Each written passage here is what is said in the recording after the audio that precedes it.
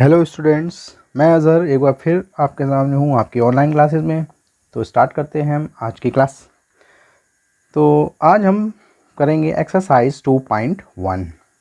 Okay, and the first question of this exercise is which of the following expressions are polynomials in one variable and which are not.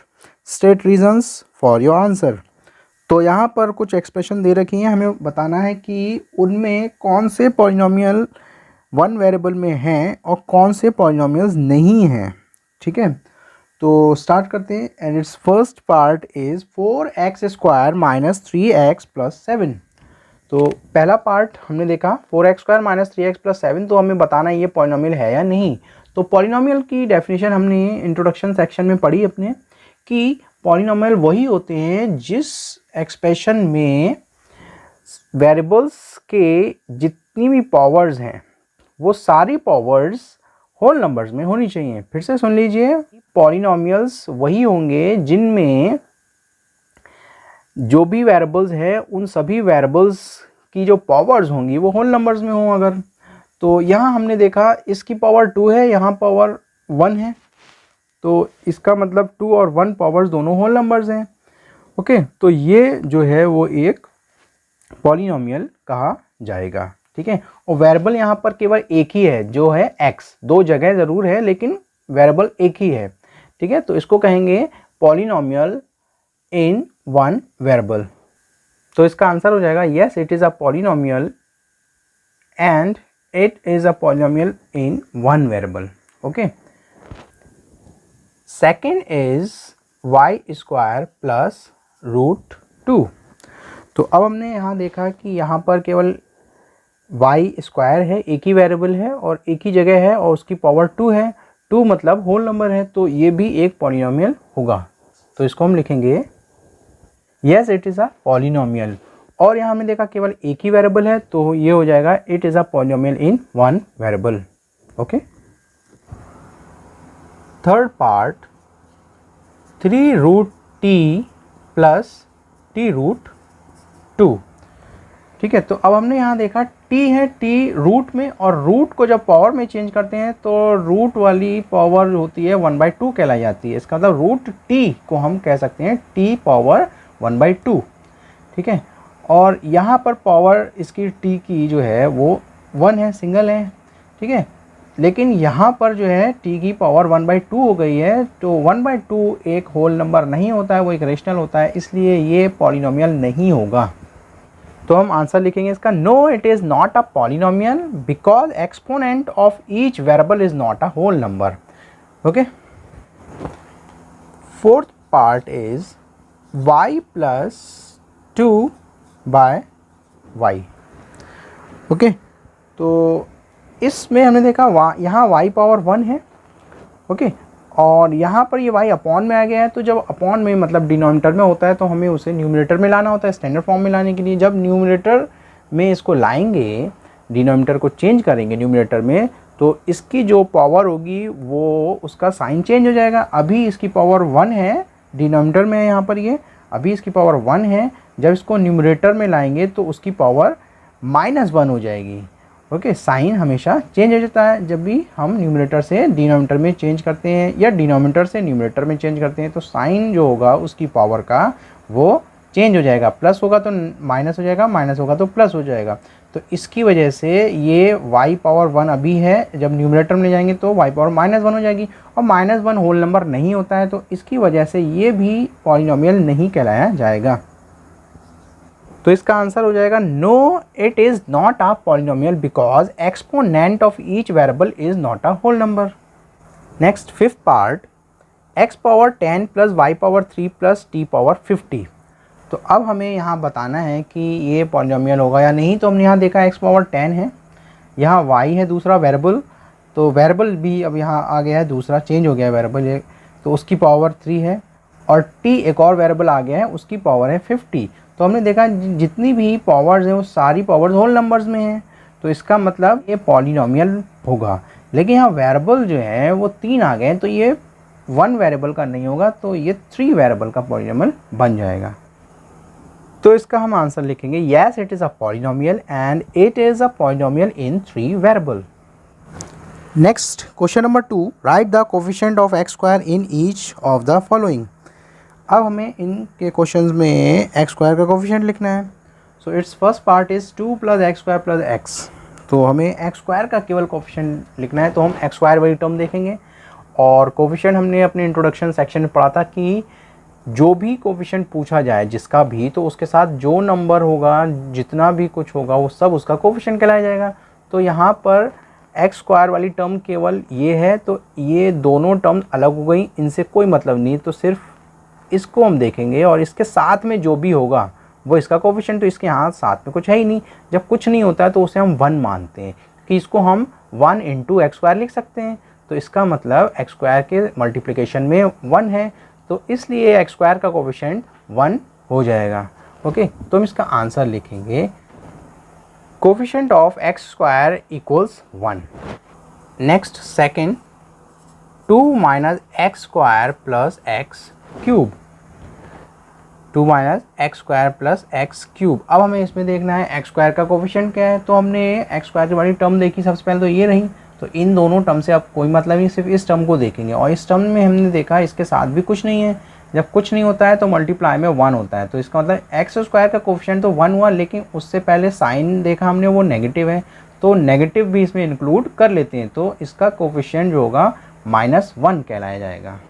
तो इसका answer हो जाएगा coefficient of x square equals -1। Third part is πx² / 2 + x। तो यहाँ हमने देखा x square के साथ में एक्स स्क्वायर वाली टर्म तो ये है, तो इस वाली टर्म से कोई मतलब नहीं। तो इस टर्म में हमने देखा एक्स स्क्वायर के साथ में π/2 है, तो एक्स स्क्वायर का कोफिशिएंट हो जाएगा π/2। तो इसका आंसर हो गया coefficient of x square equals π/2। Fourth part, √2x - 1।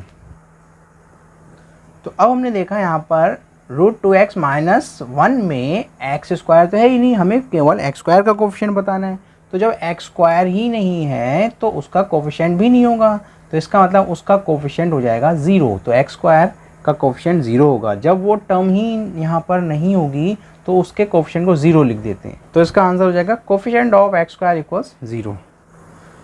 Question number 3, give one example each of a binomial of degree 35 end of a monomial of degree 100।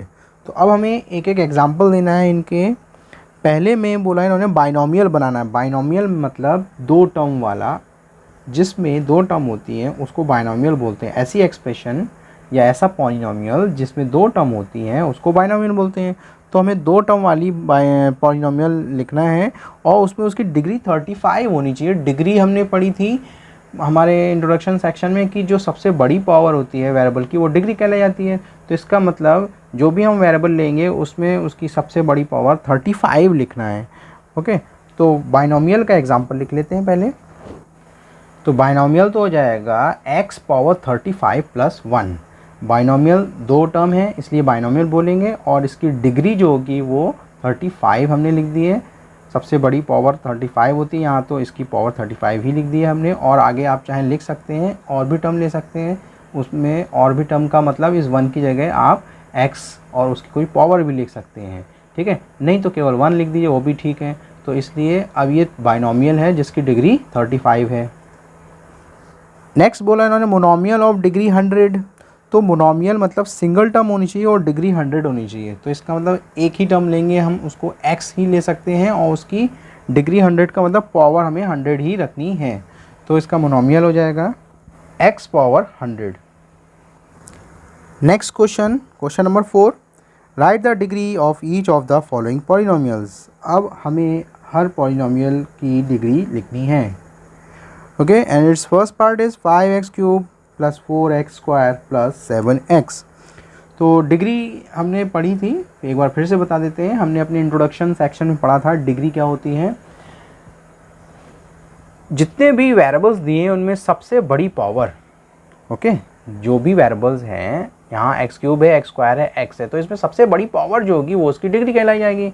तो यहाँ पावर 3, यहाँ पर इसकी पावर 2, यहाँ पावर 1, तो सबसे बड़ी पावर हो गई 3, तो इसकी डिग्री हो जाएगी 3। इसका आंसर हो जाएगा degree equals 3। It's degree equals 3। Second question 4 minus Y square. तो हमने यहाँ देखा एक ही वेरिएबल है, उसकी पावर 2 है, तो इसकी सबसे बड़ी पावर यही कहलाई जाएगी, तो यही इसकी डिग्री हो जाएगी। तो इसका आंसर लिख देंगे it's degree equals 2। Third part 5t minus root 7। 5t minus root 7, यहाँ पर एक ही वेरिएबल है t और उसकी पावर जो है यहाँ पर कुछ नहीं है, इसका मतलब 1 है। तो पावर 1 है और एक ही है यहाँ पर, तो इसका मतलब सबसे बड़ी पावर 1 ही हुई, तो इसकी डिग्री भी 1 कहलाई जाएगी। इसका आंसर हो जाएगा it's degree equals 1। Question number 4 3। अब ये 3 आ गया, इसकी डिग्री बतानी है हमें। तो हमने देखा यहाँ पर कोई वेरिएबल ही नहीं है, तो हम इस 3 को 3 इंटू 1 लिख सकते हैं, ओके। और 3 इंटू 1 को हम लिख सकते हैं x पावर 0, क्योंकि एक्सपोनेंट में हमने बताया था लॉज ऑफ एक्सपोनेंट में कि किसी की भी पावर 0 होती है वो 1 कहलाई जाती है। तो जब 1 कहलाई जाती है तो हम 1 को किसी की भी पावर 0 लगाकर लिख सकते हैं। तो हमने इस 1 को x पावर 0 लिख दिया है, ठीक है। तो अब इसको अगर हम पढ़ेंगे तो ये हो जाएगा 3x पावर 0। इसको हम 3x पावर 0 लिख सकते हैं। तो अब यहाँ पर ये जो पॉलिनोमियल दिख रहा है हमें, तो यहाँ पर x की पावर 0 है, या हम कहें सबसे बड़ी पावर 0 है, तो जो सबसे बड़ी पावर उसी को डिग्री बोला जाता है, तो इसकी डिग्री जो होगी वो भी 0 हो जाएगी, ओके। तो इसका आंसर हो जाएगा it's degree equals 0। Question number 5 classify the following as linear, quadratic and cubic polynomials. अब हमें इन्हें बताना है कि ये लीनियर पॉलिनोमियल होंगे, क्वाड्रेटिक पॉलिनोमियल होंगे या क्यूबिक पॉलिनोमियल होंगे, okay. And it's first part is X square plus 2, X square plus 2। तो हमने अपने इंट्रोडक्शन सेक्शन में पढ़ा है कि अगर किसी भी पॉलिनोमियल की डिग्री 1 होती है उसको लीनियर बोलते हैं, लीनियर पॉलिनोमियल हो जाएगा वो। अगर किसी की डिग्री 2 होती है तो उसको हम क्वाड्रेटिक पॉलिनोमियल बोलते हैं, और किसी की डिग्री 3 होगी उसको हम क्यूबिक पॉलिनोमियल बोलेंगे, ओके। तो हमने यहाँ देखा इसकी डिग्री हमें 2 दिखाई दे रही है, सबसे बड़ी पावर डिग्री कहलाई जाती है, और इसके सबसे बड़ी पावर 2 है, तो इसकी डिग्री 2 है। तो 2 डिग्री जिसकी होती है उसको हम कहते हैं क्वाड्रेटिक पॉलिनोमियल।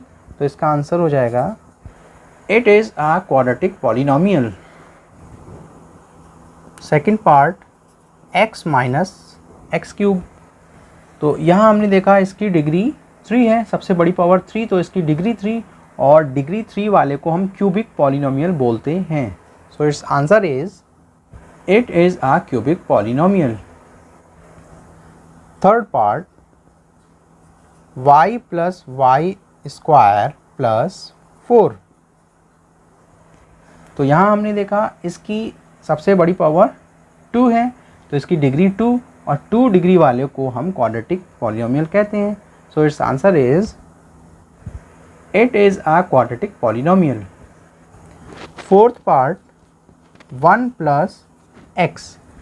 तो अब हमने यहाँ देखा वेरिएबल x है यहाँ और उसकी पावर 1 है, तो इसका मतलब 1 डिग्री हो गई इसकी, और 1 डिग्री वाले को हम कहते हैं linear polynomial. So its answer is it is a linear polynomial. Fifth part 3t। यहाँ हमने देखा वेरिएबल t है और उसकी पावर 1 है, तो जो 1 पावर वाला होता है उसे लीनियर पॉलिनोमियल बोलते हैं। तो इसका आंसर हो जाएगा it is a linear polynomial. Sixth part R square. तो यहाँ हमने देखा आर स्क्वायर है, एक ही टर्म है और उसकी पावर 2 है, तो इसकी डिग्री 2 हो जाएगी। तो इसका मतलब ये हो जाएगा क्वाड्रेटिक पॉलिनोमियल, क्योंकि 2 पावर वाले 2 डिग्री वाले को हम क्वाड्रेटिक पॉलिनोमियल कहते हैं। So its answer is it is a quadratic polynomial. Seventh part 7x cube. यहाँ हमने देखा x की पावर 3 है, तो 3 इसका मतलब क्यूबिक बन जाएगी ये, ओके। क्यों? क्योंकि इसकी जब पावर 3 है तो इसकी डिग्री भी 3 हो जाएगी, और जिसकी डिग्री 3 होती है उसको क्यूबिक पॉलिनोमियल बोलते हैं। So its answer is it is a cubic polynomial.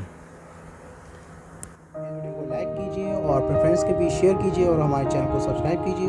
हम जो भी नए वीडियोस अपलोड करेंगे उसकी नोटिफिकेशन सबसे पहले आपको मिलेगी अगर आपने ये चैनल सब्सक्राइब किया है तब, तो इसलिए इस चैनल को सब्सक्राइब कीजिए।